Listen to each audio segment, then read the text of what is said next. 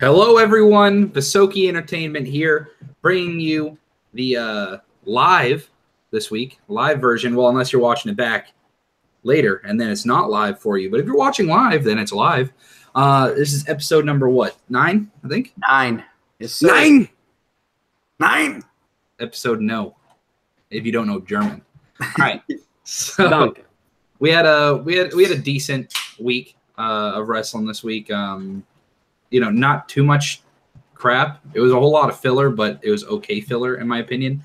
But we're really just gonna stop the presses because there is a whole lot of wrestling news. Let's get started with a couple of CM Punk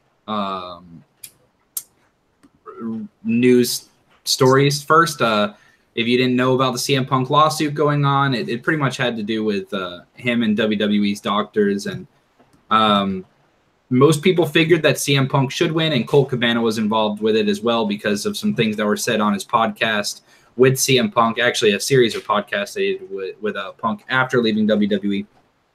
Yeah. This receding hairline's crazy. I got to get a hold of LeBron's people. All right. And, anyway, he ended up winning that lawsuit, so all's good in the world of CM Punk, and WWE's probably pissed. They can still appeal, but for right now, Punk's got the victory. Also with CM Punk, every time reporters were asking him, this was yesterday, about coming back and wrestling, he kept denying that he was coming back to wrestling. He said, I'm done, over and over again. Which, I don't know, to me, that's kind of rude because CM Punk has a fight literally tomorrow. In the UFC. I don't think you should be asking him wrestling questions he's a UFC fighter right now, so I don't know why they're asking those questions. But Charlie, with the two things, I know you kind of came in after the CM Punk wave, but what do you think about Punk saying he's not going to wrestle anymore? Do you hold him to that, or do you think he's just kind of trying to get past a question? I do, because when he speaks these words like this, it feels believable. The way he left, it's hard for someone to love something as much as he did and to just leave it, The guy grew up his whole life wanting to be a wrestler. He was a wrestler his whole life. And then just got so sick of, the backstage politics, just left. Kind of gone. Had that UFC fight. Now he's fighting again in 2018. And no one thought he'd have a second fight. So good for him. You know who would be real interesting to see if he has another go in the WWE? Someone that we just saw leave recently. Well, he got let go. Enzo Amore, now going by Real One. He's now officially a rapper, Garrett. And I don't know if you've heard his single, but it's not good. It sounds like he took a thesaurus and just listed off every rhyming word during one section of the song. It's really not good. What do you think about Enzo being a rapper? Sorry, Real One. Yeah, so I have not seen the single because I don't remember from who, that it wasn't great. So I was like, yeah, I don't need to listen to something that I'm not going to like. He claims that he did all the vocal sections on their song, the Enzo and Cass track, and we were all like, all right, it doesn't sound terrible, I guess you had I can't remember, the CFOs or whoever it is mixing that kind of stuff, or whoever they had at the time, right? So that probably saved it. But it doesn't surprise me one bit, because Enzo is, he might get better. I don't know. The guy tries really hard. Doesn't always work out. It's kind of his thing. Just because we've been talking about it for the past couple weeks, I will mention this, but I want to preface this by saying none of the three of us care anymore. We agreed upon this. Brie Bella says that her sister Nikki and John Cena are still not back together. So they were together, and then they weren't, and then they were back together, but now Brie says they are not. Yeah, so how could this happen, Brady? I don't know, man. You got to watch Total Bellas to find out, apparently. WWE is still interested in signing Rey Mysterio. They've been dying to find the next big luchador over the past 10 years or so, and for whatever reason, I don't know, they just haven't found him. And they found him now. We'll talk about it. Yeah. But they really want Rey Mysterio back. Does that surprise you, Garrett? It seems like it's probably a money thing. I can't assume that, but Rey Mysterio's price on the indies, I've heard, is very substantial. I would think he'd want a big contract. Do you think WWE will shell it out with this new money that they got with the Fox deal? Well, yes. I don't even think it has to do with the Fox deal. I think it would just be they're willing to get the money to get him back. For one, to get him back under the WWE wing, so they can either write him off television if he's not able to wrestle as much as they'd like, or which I don't think is going to happen. But if that's what they need to do or whatever, or they're going to bring him in with money and say, here's a bunch of big programs we can have you do. Cien Almas, other lucha style wrestlers. You know what I mean? That you can put him up against Ricochet. Anyway, what I honestly, he was at, what was it? Was it the Greatest Royal Rumble or the Royal Rumble proper that he showed up in and then never came back? He looked good. It was at the Royal Rumble. Okay, I thought it was proper. So, yeah, I mean, if they're willing to bring him in for one night, I'm sure they paid whatever hefty price he is for one night in an indie, so sounds like they're willing and able to accomplish those kinds of goals with him, and if he sees the money, he'll do it. And you mentioned under your breath Ricochet, and that's who Charlie, I'm assuming, was referencing about finding their guy. I agree that Ricochet is the high flyer that they want / need. Dude, Ricochet and Luchador Almas.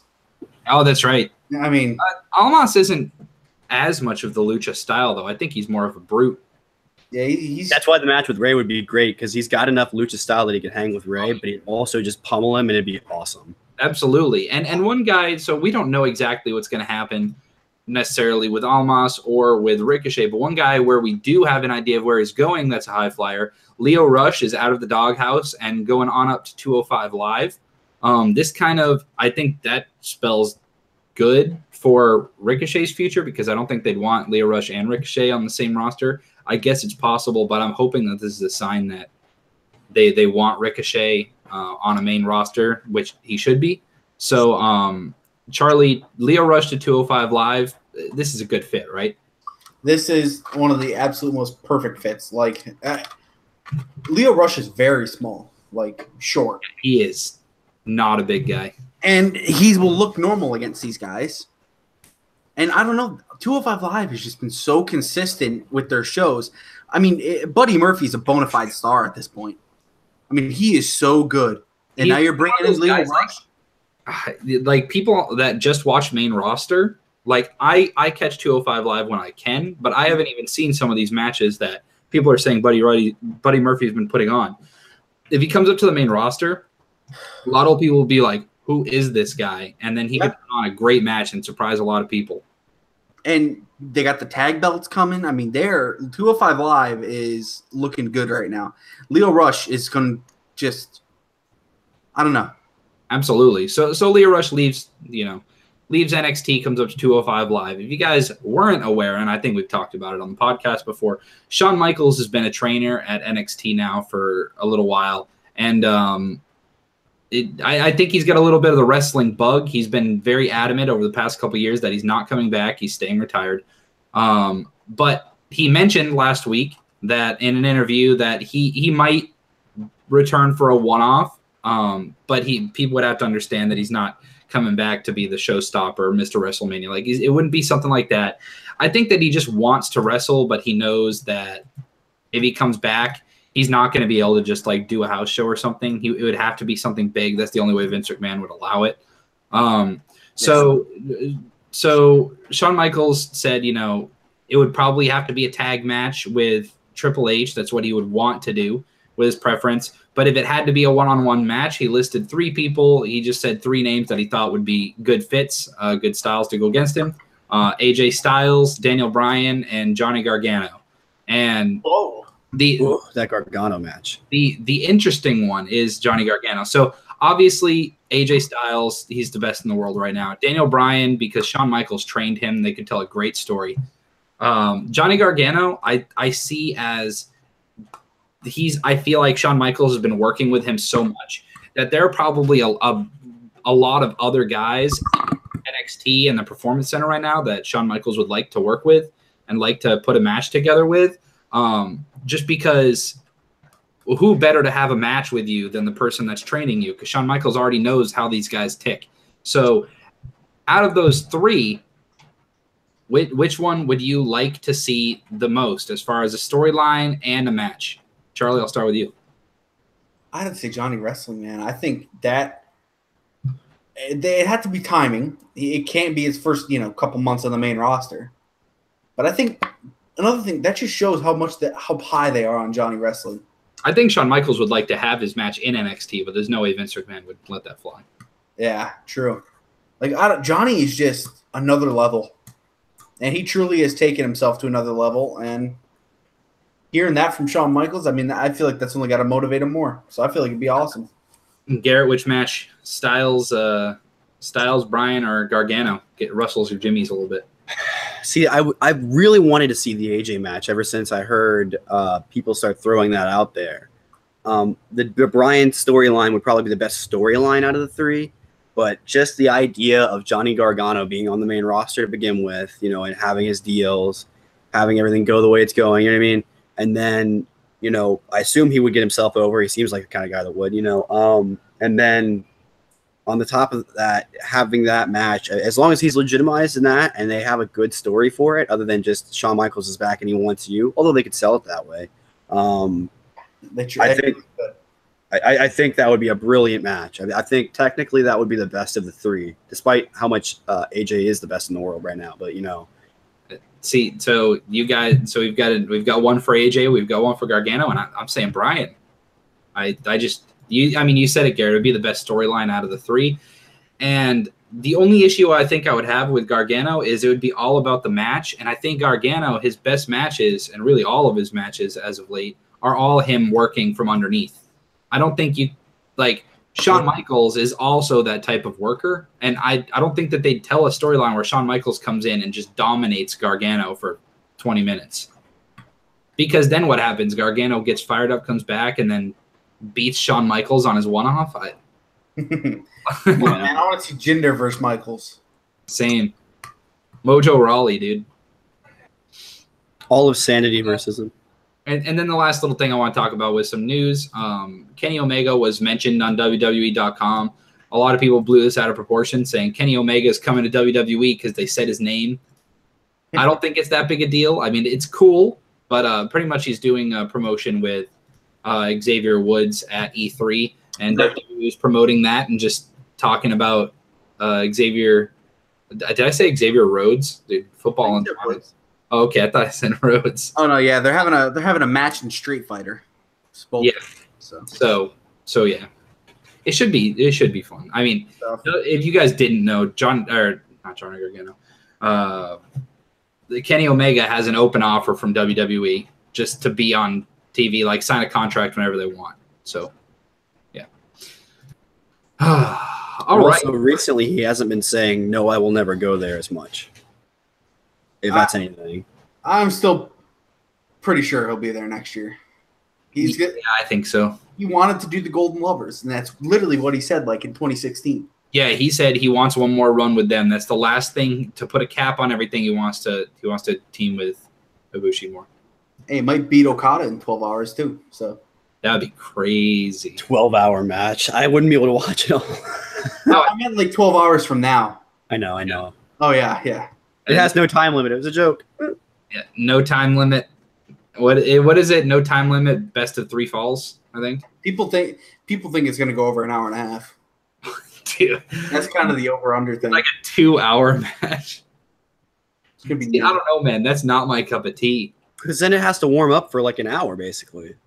Otherwise, they're going to be so tired by the end. But the thing is, that tiredness can sell a match or it can kill a match. Depending. Omega matches always go like this. They start off really hot, and they go balls to the wall for like 10, 15 minutes, and then they have 45 minutes of filler, and then a 5-minute comeback, and he wins.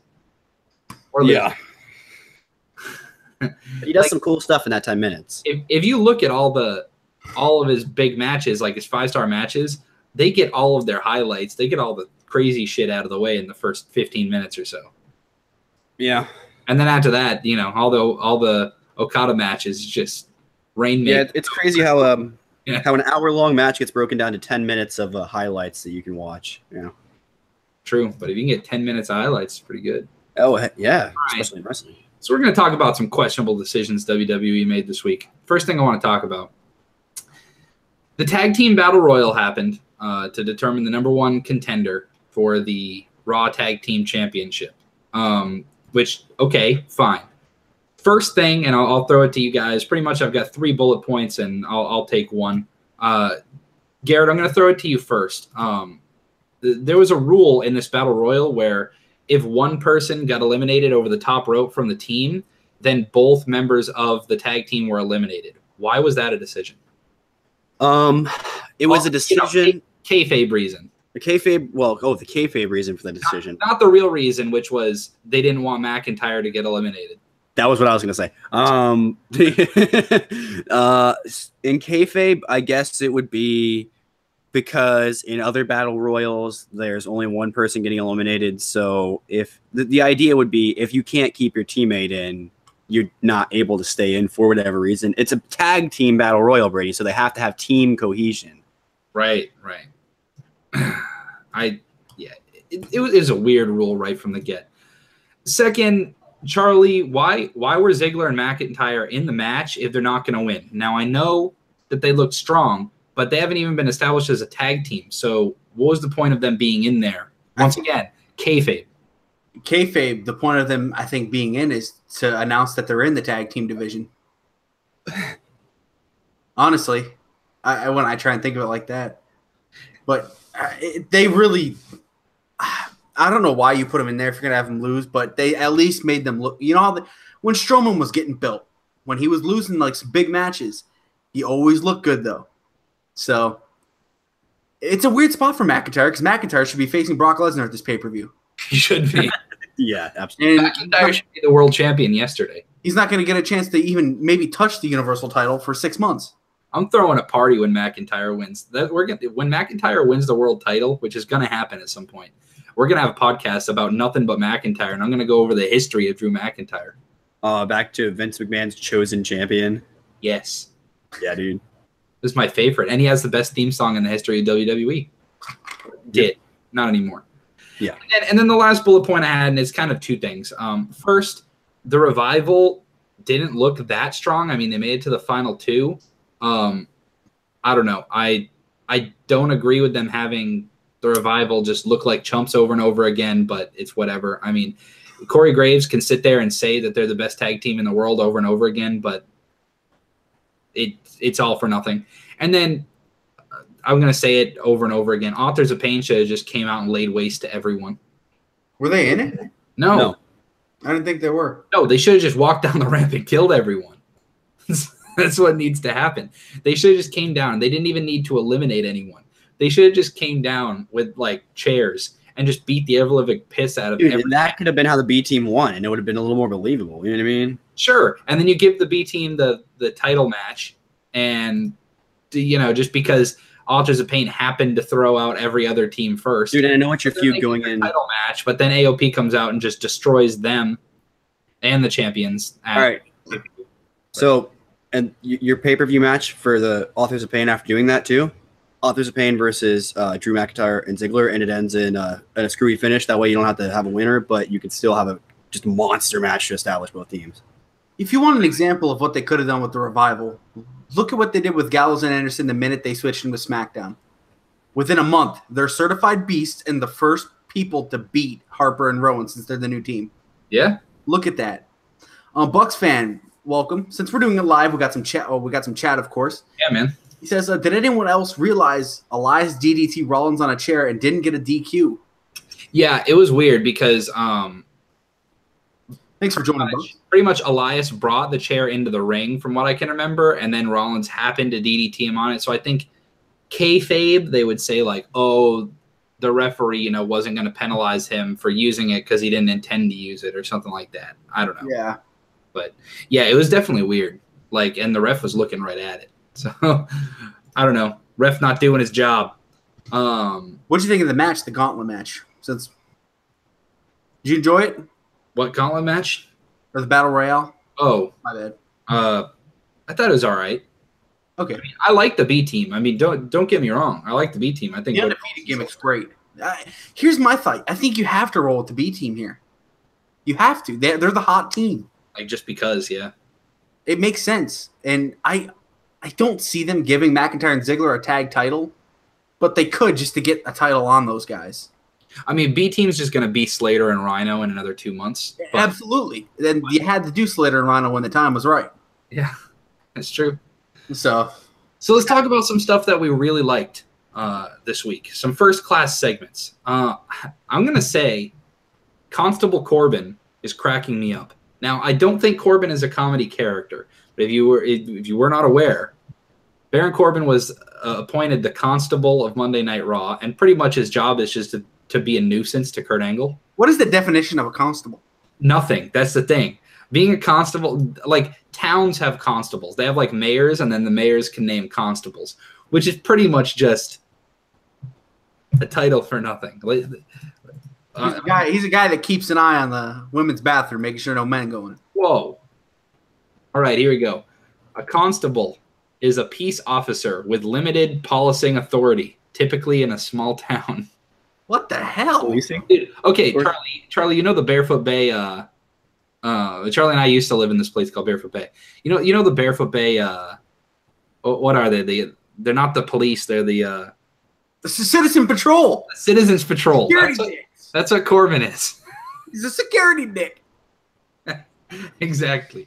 He's a nuisance. His job is, Kurt Angle, if I don't like what you're doing, I'm going to tell Stephanie McMahon that you're screwing up. That's his whole job. So Corbin can pretty much, basically all it is Corbin can do whatever he wants. And Kurt Hawkins had a whole nice build your own taco stand ready to go for his celebration. He hired a jobber to come out and get beat by him because he didn't want to lose 200 matches in a row. And then Corbin comes out, hits him with the end of days, and the jobber wins. I thought this was great. It was pretty good. Charlie, what did you like this week? Man, it's almost like a 2-week thing, like kind of flowing together. But I really enjoyed this mixed tag of the husband Uso and Naomi against Aiden English and Lana. Jimmy. I find it so goofy, but yet so enjoyable. Like Lana's only gotten better in the ring. I love the comedy side of Jimmy and Aiden, like getting kicked in the throat box. Like I don't know, dude. It just got me. I just really enjoyed the back-to-back segments, and it also certifies the fact that Rusev Day as a unit is sticking together, and it's a beautiful unit. And maybe they'll both win next week. Yeah, Garrett, what'd you like? So we had something very unexpected happen on SmackDown this week. We had Charlotte being tapped out by Becky Lynch, which is huge for Becky. I mean, she was the first SmackDown Women's Champion, but that was months and months and months ago. So, people who are just now have gotten into it since then are like, oh, Becky's cool, but I've never seen her go for the title. I'd like to see that, It's one of these things we talk about in wrestling. You reshuffle the cards every now and then, especially after these shakeups and stuff. And everyone's basically reset to base level. All right, this is like a new roster. Everything's brand new. Everyone's reset. The history is still there, but we don't all remember it. So I really enjoy seeing somebody who's clearly one of the best workers in the company in the women's division getting some recognition. Oh, absolutely. Like when everyone else on SmackDown Live was putting on average at best matches, her and Alexa were putting on probably 3.5 to 4-star matches. So. Which at the time was probably unheard of from both women's divisions. So, I mean, it's like you take these little wins for the internet fans when you get them. You know what I mean? This is one of those wins where we all love Charlotte, but we all really, really like Becky Lynch and what she does, and she got to win. So. Finally, 50-50 booking, works in our favor. Yes. Charade getting on the top floor in the high rank district. Here he goes. Crossing himself. Oh! My God. It never gets better. I always physically feel the pain. That physically made me feel pain this week, boys. You're just talking. I think SmackDown's women division is doing okay. Raw's women's division, I mean, Nia Jax, Rousey, I know it's for money. But this is not a storyline I like. Something that really bothered me this week, and it wasn't even necessarily the match between Nia Jax and Natalya. It was the fact that Byron Saxton, is he on Raw? It was Otunga this week. Otunga. Yeah, Otunga sat in. All right, Otunga. That's who it was. Sorry. Otunga on commentary could not fathom how Ronda Rousey is better at judo than Natalya. And he went on for about 5 minutes about how, well, if Nia Jax can, if she's stopping Natalya with all of her judo throws, then how are you going to be able to do it, Ronda Rousey? And she's like, 2 Olympic medals? What? And he just kept going, well, I don't know. Natalya is so experienced and stuff. It's like, dude, people understand that Ronda Rousey is a legitimate badass and that Natalya is not. You don't need to keep feeding this narrative that Natalya is somehow better at anything actually physical than Ronda Rousey. Ronda Rousey's a beast. Like, I don't know. I hate when they decide to insult my intelligence. It just really bothers me. Also, I forgot to mention with the Corbin thing, Corbin destroyed the tacos. I don't know if I'm a fan. Garrett. So, man, I guess we just hate women. So the that is your words, not mine. Yeah. No, it's a joke. Anyway, but so the 6-woman tag match on Raw. Yeah, no. I just wanted to make that clear. I actually have to make sure that I make stuff like that clear. Anyway, but don't want to lose my school. Or anyway, anyway, what was I saying? Oh yeah, the 6-woman tag match on Raw. Sorry, I got distracted. We were talking about it before the show. None of these matches ever hit. I don't think any one of them since they've done all the brand stuff has ever hit a 6-woman tag. I mean, I'm sure there's ones we like the wrestling, but it's just like they mean nothing. They are there to get people on the show that would otherwise not be on the show. And then the result of this one ultimately didn't matter because of, as we mentioned before, Constable Corbin. He just overturned the decision. So the best 6-person tag matches are spot fest, and you never ever get that with the women. Dude, I was just gonna say, what is the best 6-woman tag match in the history of the WWE? Dude, it's the same formula every time. Probably something from the Attitude Era. I mean, I feel like they don't give them the freedom to do like a spot fest, which is what you need to do in a 6-person tag. You know what I mean? You need to. It has to be entertaining. There's no mat wrestling in 6-people tags, right? Think about it. No. Maybe for 20 seconds, not for 10 minutes. I don't know. The 6-women tags are terrible. I'm going to ask Sean Ross Sapp on Twitter, man. What's the best 6-woman tag in history? There's no way he has an answer for it, right? Yeah. He'll probably will. On the other side of the spectrum, Mike Crossing himself was a big Cass interview, man. I've been backing this guy up week in and week out. I can't blame him for this one, though. This one was all over the place. It was the worst one I thought yet. It was like 10 minutes long.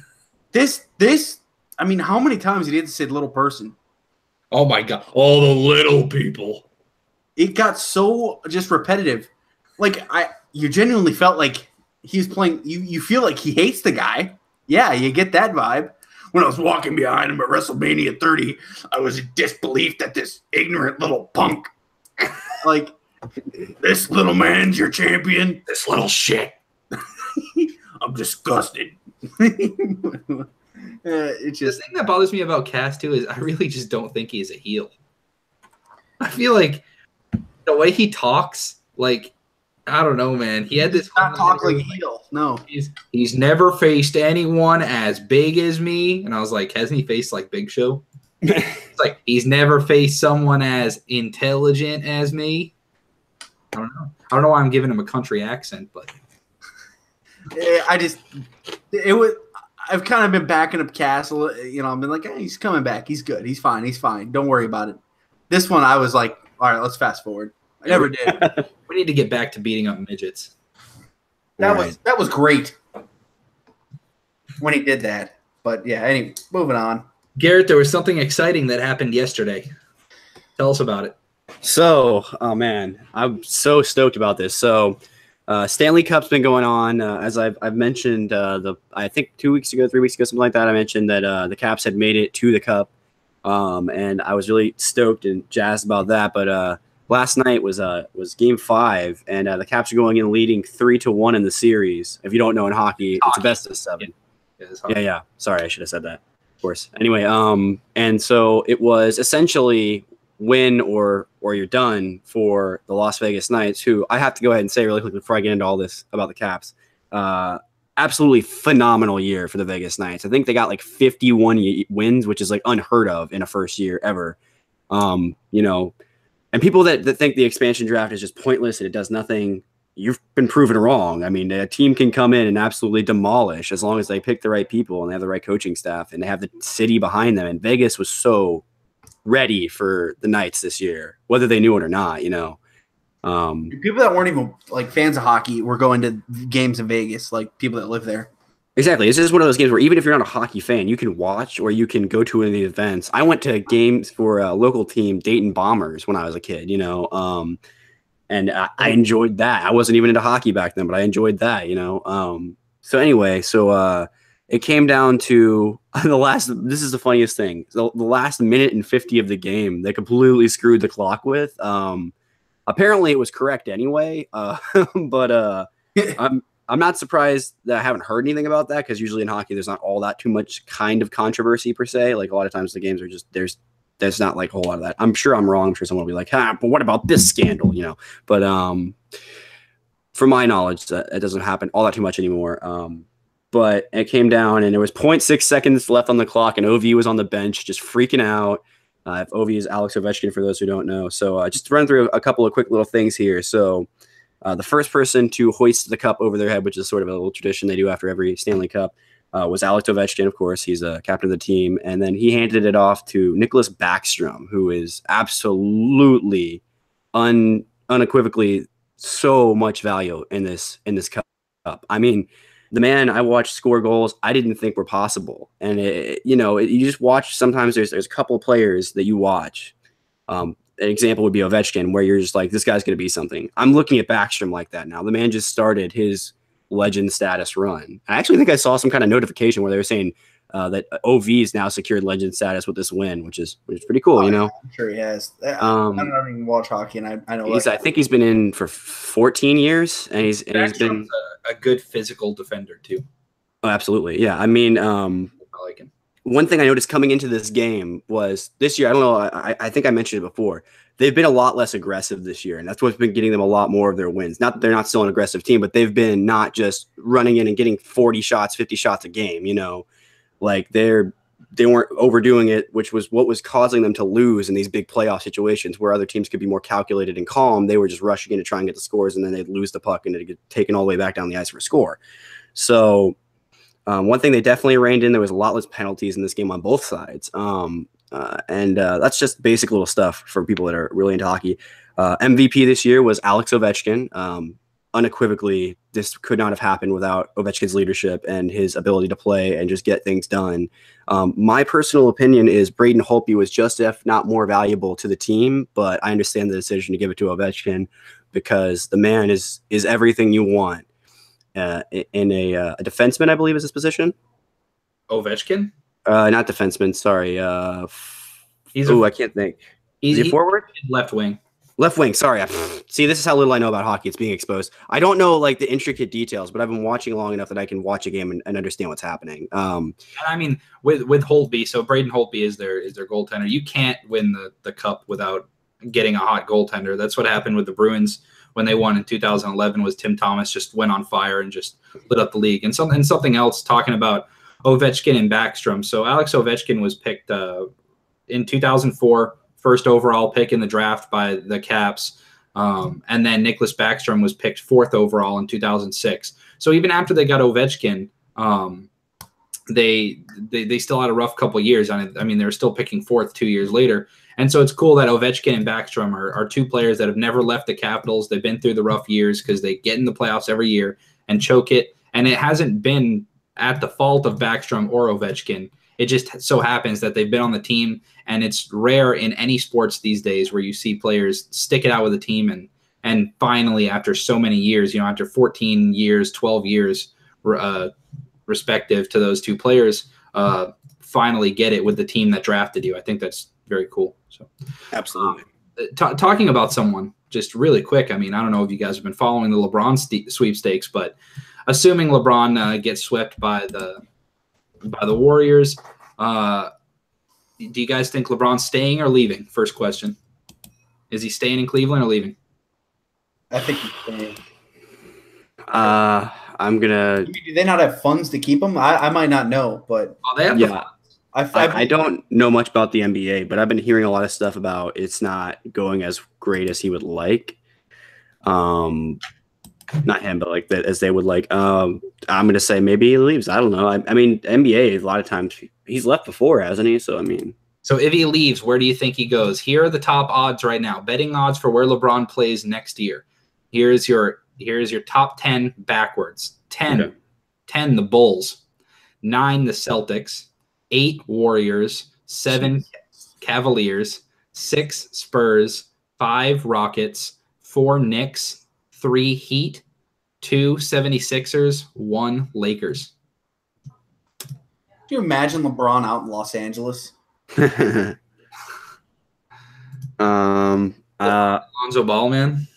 I don't know. I just don't picture him leaving again. He's home. I'm gonna go out of left field here and say 76ers. A lot of people, hey, if he's going to stay in the East, it's really 76ers, Heat, or Knicks. Those are the 3 that everyone's talking about. If he's leaving, I'm saying the Knicks. The Knicks? What's your team? I thought I didn't know anything about hockey. I know nothing about the NBA. I think, in my heart, I think he's going to the Rockets. I think Chris Paul would have to take a pay cut for them to go there. But Chris Paul, James Harden, LeBron James. Can you pass that up if you're LeBron James? Jesus. I don't think you can. Disgusting, dude. And then pretty much whatever team that comes out of the East, probably my Celtics, will just be lambs to slaughter. Say, man, the fact that just a couple years ago, the fact that the 73-9 Golden State Warriors were able to get one of the best 5 players in the league, maybe top 3 on their team, it shows how broken that system is. There's something wrong. All right, Charlie, 80 seconds on the clock. Oh, shit. Dude, come on. This is every week, man. That's a running gimmick now, man. You know we're going to the end. All right, you ready? Yeah, let's go. Every 20 seconds, I'm making a horn. All right. 3, 2, 1. Seth Rollins and Elias had a standoff that no one cared about this week, which kind of sucks because they've both been doing good work, but I'm down for this match between Rollins and Elias. I think it's going to be good.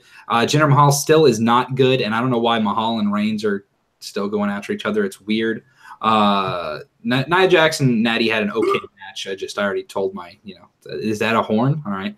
Braun Strowman beat Bobby Roode. Thank God. Bobby Roode should just be a jobber at this point.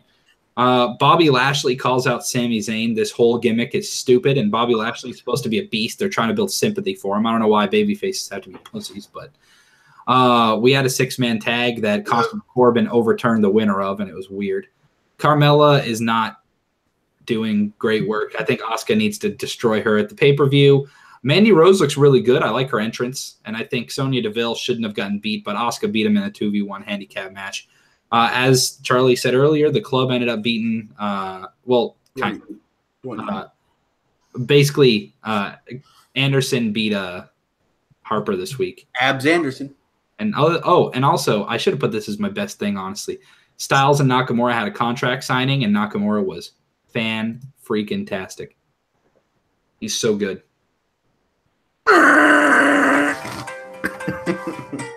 Did you like my horn? I thought the first one was. Should have had an animal G. Oh, dude, actually, I want to reload that. What do you think is the? What do you think? Which team has the lowest odds? Oh, actually, there's only 12 teams that have been bet on so far. The other teams that I didn't say: Thunder and Wizards. Huh. For LeBron too. I still think him and Rondo should link up. That way they can just be called LeBrondo. Who the least likely is? Man, that's a question I don't even have the perspective for. Whoever the last one on the list was, I don't even know. Likely it would be some like the Suns. Yeah, I don't know. Least likely to end up in any team I ever would become a fan of, which is I don't even know who I'd pick. The Nets. I have no idea. Let's look, man. Who is god awful this year? I know. Basketball. Atlanta was terrible, 24-58, and yep, there you go. The Suns, 21-61. Maybe I should become a Suns fan. Good, dude. That's actually there's a guy called Suns fan, and he does Dota 2. Maybe I could learn how to play Dota and be really bad at it, and we could have a series together. Called Suns fan and Suns fan. Yeah. All right. Make sure you guys like and subscribe. Click the little bell so you know when we go live. And Charlie said in the chat that he plans on going live after Money in the Bank on Sunday. On next Sunday, not this Sunday. I will be on a plane, or I'll probably be in Las Vegas by then. So I will not be a part of that. But I might. I don't know what to see. So either way. Till next time, guys. We're out.